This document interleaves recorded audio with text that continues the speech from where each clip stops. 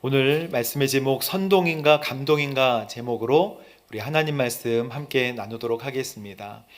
여러분, 우리는 그동안 로잔 대회와 또 창립 주일로 그동안 못했던 것들이 있는데 함께 따라해 보도록 하겠습니다. 승화암배아 칠스 사다고 베아 일루에 디데고에드. 다 기억나시죠? 근데 마지막에 함께 따라해 보겠습니다. 두바공 벨베 아로멜. 이렇게 사도행전이 끝입니다. 두바공 벨베 아로멜. 다시 한번 따라하겠습니다. 두바공 벨베 아로멜. 두로와 가이사랴에 바울이 다니면서 이제 예루살렘으로 계속 가고 있는 장면이 사도행전 21장 두로와 가이사랴. 그래서 반은 바울의 변론입니다. 그래서 바울은 본인을 변론하는데 이 변론의 내용, 사도행전 22장의 내용은 내가 율법을 경홀히 여기는 사람이 아닙니다. 내가 율법을 무용하다고 한 게 아닙니다라고 얘기하면서 나는 하나님을 만났습니다. 핍박자였지만, 회방자였고 핍박자였고 포행자였지만 나는 다메섹에서 예수님을 만났습니다. 그래서 생명의 복음을 전하는 사람이 된 것입니다 라고 이야기하는 바울의 변론 두바. 그리고 공은 사도행전 23장은 공회의 선, 예루살렘 종교 지도자 앞에 선 바울. 두바공, 그 다음에 벨베 아로멜은 다 사람 이름이에요. 벨릭스, 그리고 베는 베스도, 아는 아그리빠. 이렇게 최고 지도자 3명에게 신문을 받은 다음에 로마로 가게 되는 것입니다. 그리고 멜은 로마로 가던 도중에 멜리데 섬에 파선하는 이야기, 사도행전 28장 내용. 우리는 이렇게 두바공 벨베 아로멜 하면서 사도행전 28장을 다 외우게 되는 것입니다. 사랑하는 성도 여러분, 오늘 나와 있는 37절 말씀 함께 읽어보도록 하겠습니다. 37절 시작. 군인들이 바울을 병영 안으로 데리고 가렸는데 바울이 천부장에게 그리스말을 할 줄 아시오? 네, 여기까지. 바울은 지금 몇 차 전도 여행을 마치고 내려가냐면 3차 전도 여행을 마치면서, 여러분 드로아 아시죠? 승화암베아 칠스 사다고 베아일루에 디데고에드 해서 사도행전 20장은 드로아 지방에 가서 복음을 전하고, 이제 에베소 장로님들을 만나서 두로와 가이사랴 그리고 예루살렘으로 가는 여정, 3차 전도 여행, 그 찬란했던 복음의 역사를 다 가슴에 안고 지금 예루살렘으로 헌금을 가지고 가는 바울의 모습을 보여주고 있는 것입니다. 예루살렘에 도착했어요. 거기서 사람들이 따뜻하게 맞아 주었다고 성경에 기록되어 있습니다. 그렇게 전도여행을 멋지게 하고 온 바울을 따뜻하게, 참 따뜻하게 맞이해 줬죠. 그리고 나서 바울은 예루살렘 지도자 중에 가장 예루살렘 교회의 핵심 지도자, 높은 지도자인 야고보를 만나게 됩니다. 이제 야고보를 만나 그동안 있었던 3차 전도 여행에 관한 놀라운 이야기들을 전합니다. 에베소에서의 폭동, 그리고 저 위에 빌립보로 다시 갔던 거, 데살로니가를 지나서 저기 아덴과 고린도로 갔던 모든 사건들, 로마에 쓰는 편지, 로마서를 쓰고 고린도 전후서를 썼던 그런 모든 이야기들을 다 나눴을 거예요. 사람들이 박수 쳐주면서 너무 좋아했을 것입니다. 그런데 오늘 성경에 보면 그러나 바울 참 염려되는 일 한 가지가 있는데 라고 하는데, 그것은 예수님을 믿긴 믿지만 예수님을 믿긴 믿지만 율법의 전통에 그대로 갇혀 있는 수만 명의 유대인들이 내가 걱정이 됩니다 라고 하는 이야기예요. 그게 바로 21절 22절 말씀입니다. 여러분 성경을 한번 같이 읽어보도록 하겠습니다. 시작. 그들은 당신이 이방 사람들 살고 있는 유대 사람들을 가르쳐 모세를 저버리고 할례하거나 유대 관습으로 살지 말라고 하는 줄 아는데 그러니 어떻게 하는 게 좋겠습니까? 당신이 왔다는 소문을 분명 듣게 될 테니. 20절에 보면 하나님을 찬양했다고 했어요. 야고보가 그리고 모든 장로님들이 오 하나님 감사합니다 라고 하나님을 찬양했습니다. 그런데 말입니다 바울, 더 큰 문제가 있다는 거예요. 성령님께서 말씀하신 예루살렘에 가면 고난이 기다릴 것이다 라고 하는 그 문제예요. 그게 무엇이냐면 모든 유대 사람들이 당신 바울을 어떻게 생각하고 있냐면 모세의 율법이 쓸데없다. 이방에 살고 있는 유대인들이 모세의 율법 쓸데없다. 할례도 받을 필요 없다. 그리고 너희가 지키는 유다 관습대로 살지 말라라고 이야기를 한다는 것을 모든 유대 사람들이 잘못된 정보로 공유하고 있다는 거예요. 그래서 이게 심히 걱정이 된다는 것입니다. 그래서 예루살렘 교회 지도자들이 한 가지 방법을 냅니다. 좋은 방법 하나가 있는데 지금 마침 서원을 한 4사람이 있습니다. 그 사람들은 정결의식에 참여하려고 하고 있는데 마침 머리를 깎으려고 하거든요. 4사람이. 그래서 머리 깎는 비용을 바울 당신이 좀 대납해 주시고 당신도 율법을 철저하게 지키고 있다는 사실을 좀 보여주면 이런 분쟁에서 좀 자유롭지 않겠습니까? 라고 제안을 해요. 머리 깎는 비용을 좀 대주고, 머리 깎는 게 15,000원이니까 4명이니까 6만 원 대주고. 여러분 이때 우리가 이 말씀을 읽을 때 교회의 갈등을 최소화하기 위해서 노력하는 지도자들의 노력은 가상해 보입니다만 바울은 영적인 영향력을 잃은 예루살렘의 초대교회 그리고 적대감을 가지고 있는 수만 명의 성도를 설득해야 되는 지금 부담감을 가지고 있는 거예요. 예루살렘에 도착했지만 성령의 인도하심으로 전도여행을 6년 동안 다녀와서 예루살렘에 왔지만 그 사람들이 당신을 오해하고 있다는 것입니다. 여러분 우리가 여기서 알아야 될 2가지가 있습니다. 첫 번째, 우리가 복음, 성령께서 인도하시는 복음의 길로 간다 할지라도 오해하거나 곡해하는 사람들이 있을 수 있다는 것입니다. 여러분 우리가 성령님의 인도하심으로 복음을 전하는 삶을 살고 있을지라도 여러분의 삶을 오해하는 사람이 있을 수 있다는 거예요. 교회 안에도. 성경은 수만 명의 유대 사람들이 믿었는데 라고 기록하고 있어요. 수만 명의 유대 사람들이 믿었는데 뭘 믿었습니까? 예수를 믿었다는 거예요. 그러나 율법에 동시에 열심인 사람이었다라고 얘기합니다. 그러니까 이분들은 예수 플러스 율법이에요. 율법 플러스 예수입니다. 주님을 믿습니다. 그러나 우리의 할례도 필요하고 우리의 율법을 준행하는 것도 필요합니다 라고 이야기했다는 거예요. 여러분 이런 사람들이 있어요. 복음, 전통과 삶의 양식에 머무는 게 훨씬 더 안정감을 느끼는 거예요. 성령의 인도하심도 인정은 합니다. 하지만 나의 신앙생활을 더 진하게 지켜주는 것은 내가 뭔가를 지키는 거, 내가 뭔가 전통을 지키는 거, 거기 앞에 사로잡혀 있는 거, 이런 사람들도 교회 안에 있을 수 있다라는 것을 말씀해 주고 있어요. 여러분 2번째는 교회가 영적인 영향력을 잃을 수 있다는 것입니다. 저는 몹시 궁금했어요. 왜 이걸 두려워할까?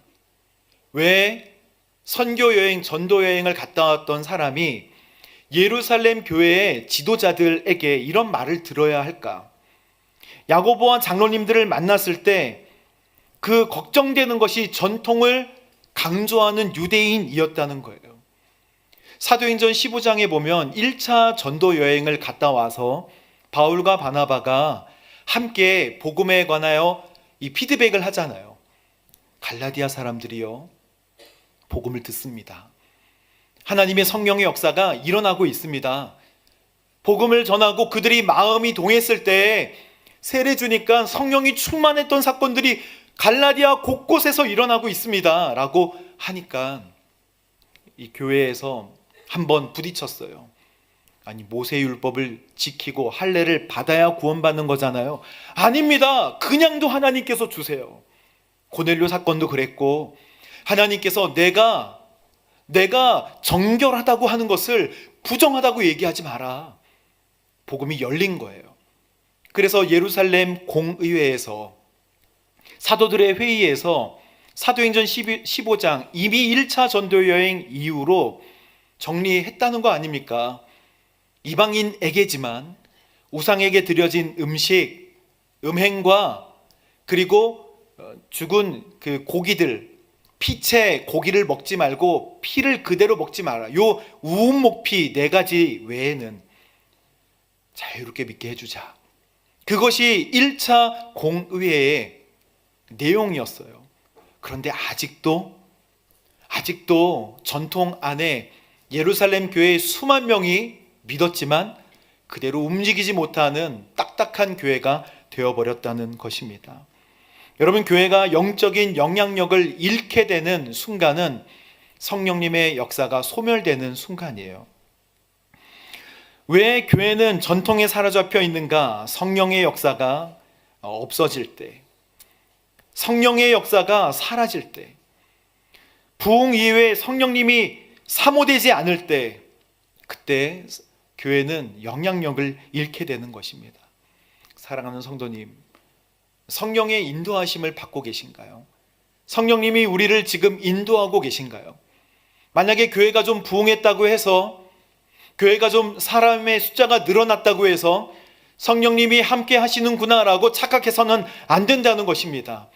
함께 기도하고 하나님께서 계속해서 이끌어 가시는 성령의 역사를 사모해야 되고, 우리의 리더가 성령님이심을, 우리의 리더가 예수님이심을 계속해서 철저히 인정하지 않으면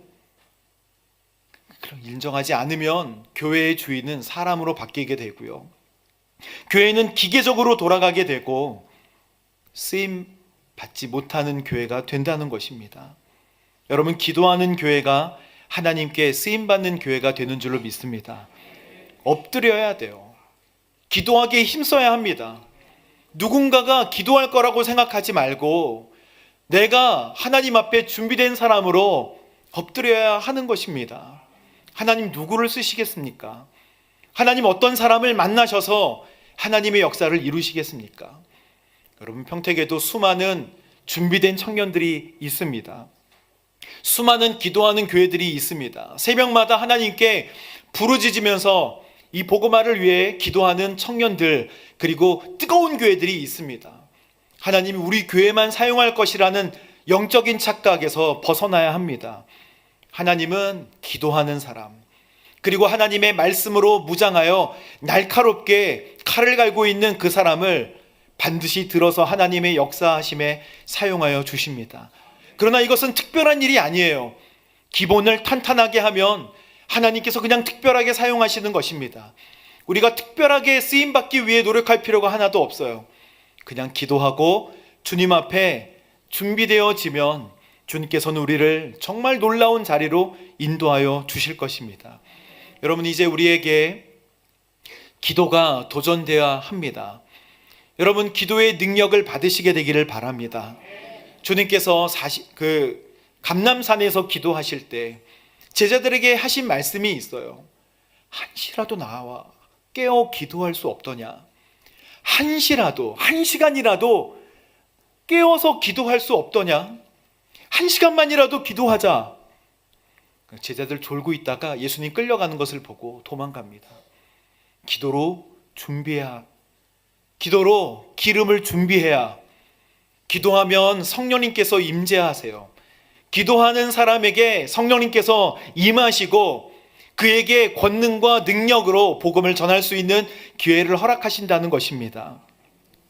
그리스도인은 기도할 때 하나님의 영광을 경험할 수 있게 돼요. 저는 여러분들이 기도의 사람이 되기를 주님의 이름으로 축복합니다. 기도의 능력에 사로잡혀 보세요.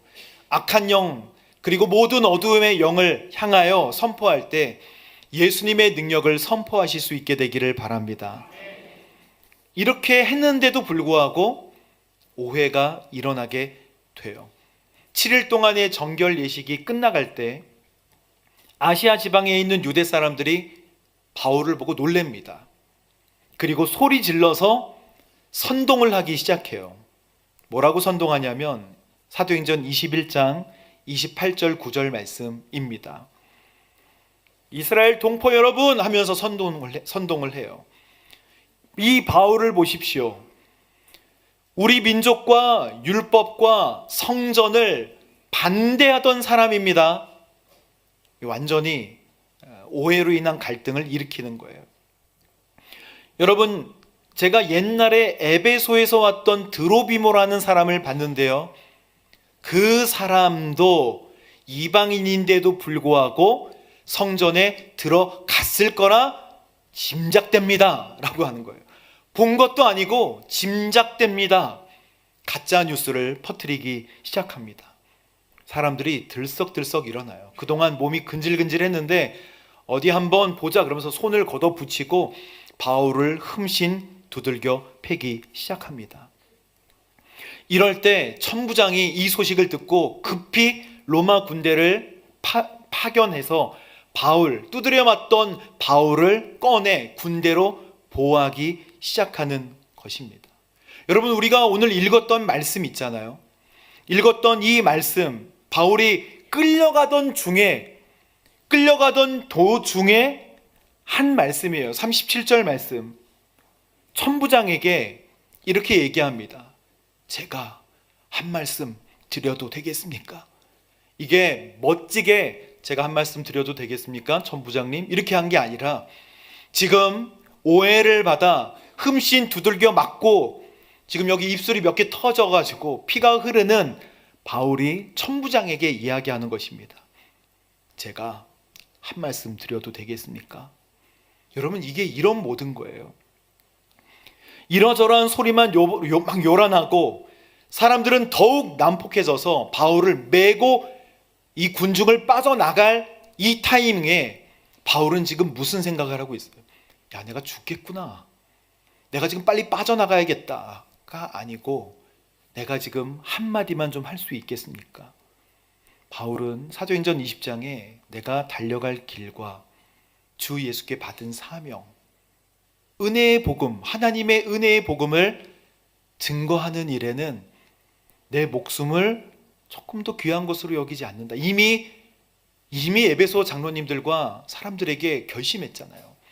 환난이 기다린다고 말씀하시지만 이 마음속에는 좋구나, 사람들이 모였구나, 내가 이 이야기를 해야겠다, 한마디만 해줄 수 있도록 하십시오, 도와주세요. 여러분, 바울이 두들겨 맞고 이제 살았구나가 아니고 한마디만 하겠다는 거예요. 여러분, 이 말씀이 얼마나 은혜로운 말씀인지 아십니까? 한마디만 제가 드려도 되겠습니까? 바울의 관심은 매를 맞든 매를 맞지 않든 복음을 전하는 거예요. 그의 인생의 목표는 예수 그리스도였습니다. 바울의 인생의 목표가 예수 그리스도였다고요. 천부장은 물어봅니다. 당신이 혹시 옛날에 4,000명 이끌고 광야로 나간 그 사람입니까? 천부장의 관심은 범인을 잡는 관심이었어요. 사실 4,000명뿐만 아니라 동요됐던 사람이 3만 명 정도 된다고 합니다. 유세비우스 교회사에 통일하게 나와 있어요. 하지만 실제로 움직여 광야로 나갔던 사람은 4,000명. 당신이 혹시 그 사람입니까? 왜 백성들을 선동합니까? 그런데 한마디 하자고 한 것을 허락해 줍니다. 왜냐하면 바울이 그리스어로 이야기했기 때문이에요.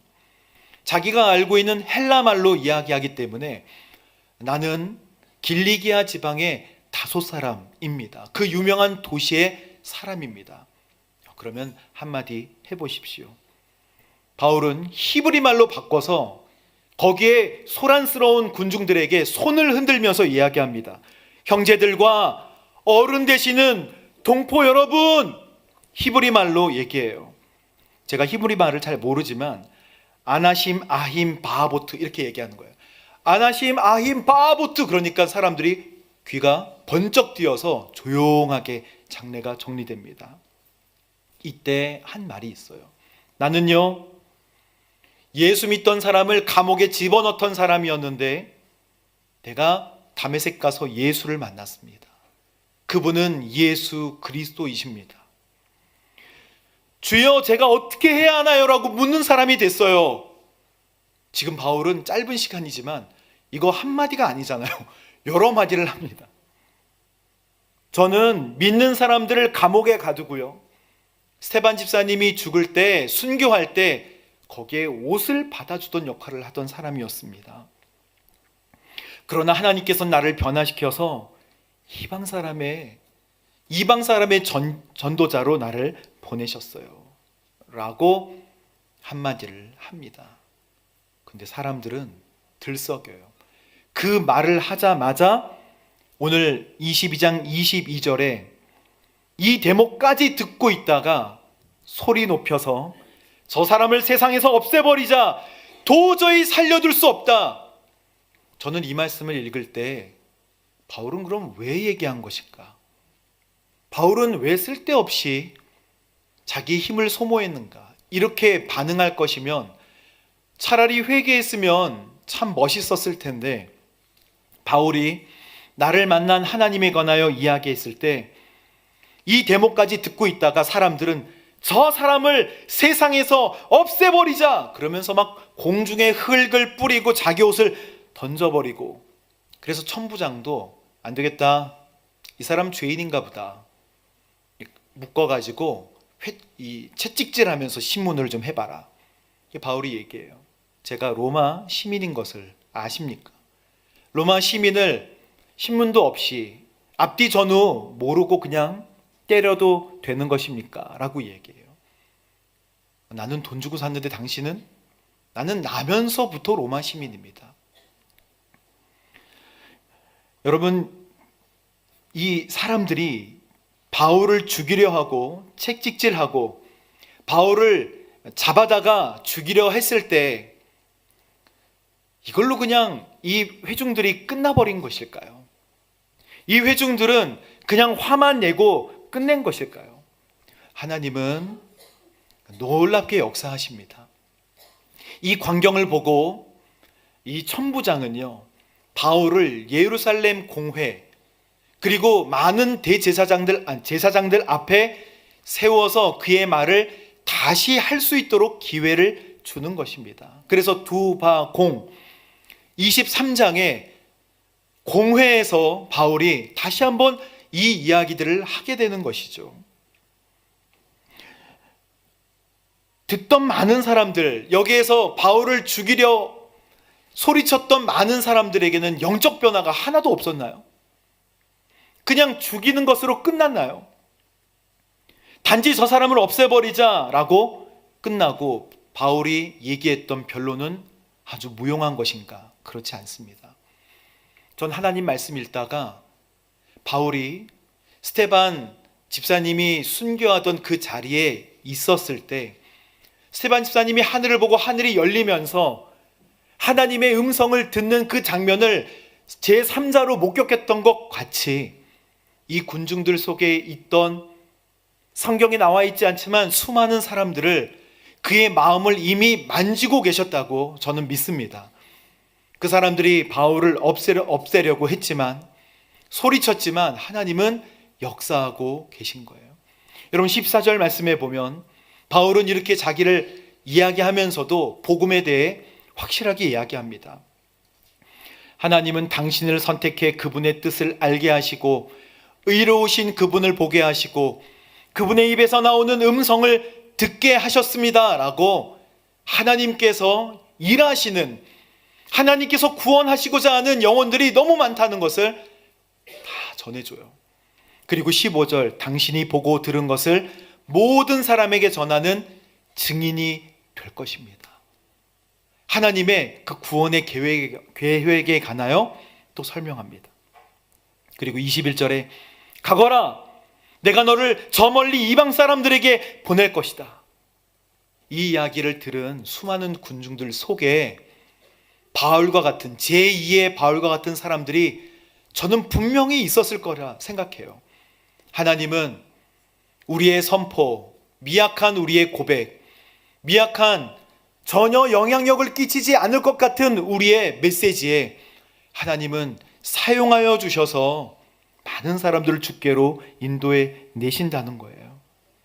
하나님 정말 그러한가? 진짜 그렇게 역사하고 계시는가 생각하면서 듣는 사람들이 있었다는 것입니다. 여러분, 우리는 뿌릴 뿐이에요. 우리는 그냥 뿌릴 뿐입니다.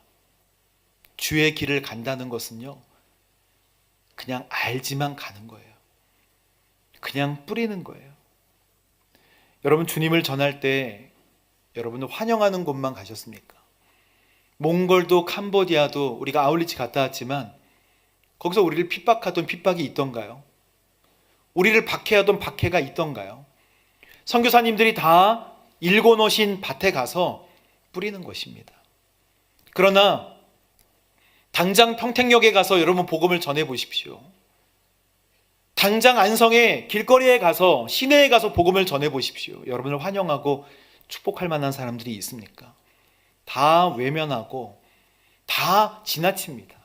우리가 주는 전도지가 땅에 떨어지고 하나님의 이름이 땅에 떨어지는 것 같은 무시와 모욕들을 당장 경험하게 될 것입니다. 그러나 주의 길을 간다는 것은 그냥 가는 거예요.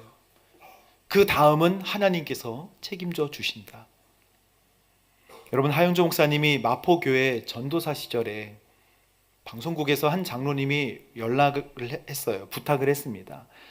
하전도사, 후라이보이 곽규석 씨, 여러분 옛날 분들은 다 아시죠? 후라이보이 곽규석 여러분 쇼쇼쇼 아십니까? 쇼쇼 발음이 안 돼요. 쇼쇼쇼, 토요일은 밤이 좋아, 이런 거 사회 보시고 11년 동안 동양방송 TBC 방송도 하시고 또 MBC에서는 뭐 토요일 밤에, 이 곽규석 씨가 믿음이 약한데 좀 개인적으로 성경 공부를 해줄 수 있겠습니까? 해서 하영조 목사님이 개인적으로 성경 공부를 했어요. 워낙 유명한 사람이라 다른 사람 어디 가서 성경 공부하기는 그렇고, 그래서 성경 공부를 하다가 그때 복음을 전하던 그때가 1974년이었습니다. 그런데 연예인을 만나려고 하영조 목사님이 방송국을 자기 집 드나들, 화장실 가듯이 방송국을 많이 드나들었다는 거예요. 어쩌다가 연예인이 잡히면 다방 끌고 갔대요. 다방으로 하영조 목사님 끌고 가가지고 예수님 믿으라고 막 기도하면서 복음을 전했다고 합니다. 하영조 목사님이 방송국에 딱 들어서면 야야 출동했다, 하전수사 출동했다, 막 피해 다녔대요. 그러다가 잡히면 야 잡혔구나. 그런데 사람들이 그렇게 본 것만은 아니고 욕을 많이 했대요. 신학생애들이 공부는 안 하고 방송국에 와서 죽치고 있구만. 좀 배알도 없나? 자존심도 없나? 그냥 로비를 왔다 갔다 하면서 사람들 잡으러 다니니까 저 배알도 없나? 자존심도 없나? 공부도 안 하나? 이런 이야기들을 겉에서 많이 들었다는 거예요. 하지만 그 마음속에 무슨 마음이 있었냐면, 그리스도를 위한 고난이라면 어떤 고난이라도 기뻐하고 즐거워하겠다. 하영조 목사님 직접, 주님을 위한 고난이라면 어떤 고난도 기뻐하고 즐거워하겠다. 여러분, 연예인들 스캔들 날 때, 대마초 사건 이런 거 막 날 때 연예인들이 방송국에서 많이 쫓겨나고 그 직업을 많이 잃어버렸습니다. 그때 연예인들이 모여서 하영조 목사님 하던 성경 공부에 와서 울고 불면서 제가요 이러면서 막 모여들었다는 거예요. 그래서 이 성경 공부 모임이 커지자 연예인 교회가 시작된 것입니다. 그때 구봉서 집사님도 그렇고 장로님도 그렇고 곽규석 씨, 이런 많은 분들이 함께 예배를 드렸을 때 하영조 목사님 이렇게 생각했대요. 하나님께서 일으키시는 태풍은 이런 것이겠구나. 하나님께서 막 흩으시고 예수를 믿게 하시는구나. 그런데 이 교회를 시작하기 전에 곽규석 씨가 이제 얘기를 했어요. 전도사님, 연예인들이요, 그렇게 인생을 살아왔기 때문에 사람을 잘 이용해요. 필요하면 삼키고 쓰면 막 뱉습니다. 전도사님 병들면요, 우리 다 외면할 거예요. 전도사님 병들면 우리 다 떠나갑니다. 대놓고 그렇게 얘기했대요. 그러니까 하지 말자는 얘기였어요. 하지 맙시다. 그때 한 목사님 이렇게 얘기했습니다. 어려운가 쉬운가를 저에게 묻지 마세요. 하나님의 뜻인가 아닌가를 대답해 주십시오. 연예인 교회가 하나님 뜻입니까 아닙니까? 그게 하나님의 뜻입니까 아닙니까? 합시다. 그래서 연예인 교회가 시작되었습니다. 여러분, 그 곽규석 씨는 나중에 미국 뉴욕의 한마음교회 목사님이 돼요. 목사로. 그리고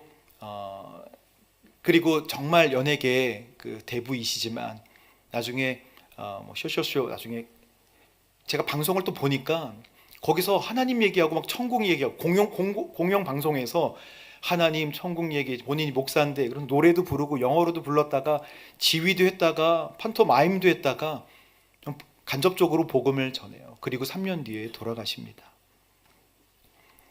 여러분, 주의 길을 간다는 거 그냥 가야 될 길을 가는 거예요.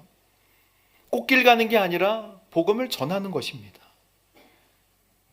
기회를 얻지 못하든 우리 함께 예수님 그 복음, 우리가 받은 그 복음에 관하여 전하게 되기를 주님의 이름으로 축복합니다. 먼저 삶을 결심해야 돼요. 내가 어떤 삶을 살 것인가? 내가 어떤 삶을 살고 어떻게 헌신할 것인가를 여러분 결심하십시오. 성령님이 그렇게 인도하시기를 원하시고 여러분의 길을 그렇게 인도하십니다.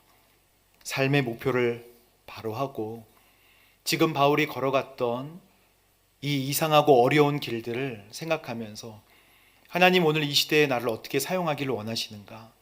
하나님과 개인적으로 만나서 하나님의 음성을 듣는 저와 여러분 되시기를 주님의 이름으로 축복합니다. 함께 기도하겠습니다. 사랑하는 하나님, 주의 피 묻은 복음, 생명 주시는 그 말씀, 우리가 마음에 새길 때 감동이 되게 하시고 도저히 견딜 수 없어서, 도저히 참을 수 없어서 내가 받은 은혜와 내가 받은 생명에 관한 이야기를 담대하게 전하고 예수의 길을 갈 수 있도록 주여 인도하여 주옵소서. 예수님의 이름으로 기도합니다. 아멘.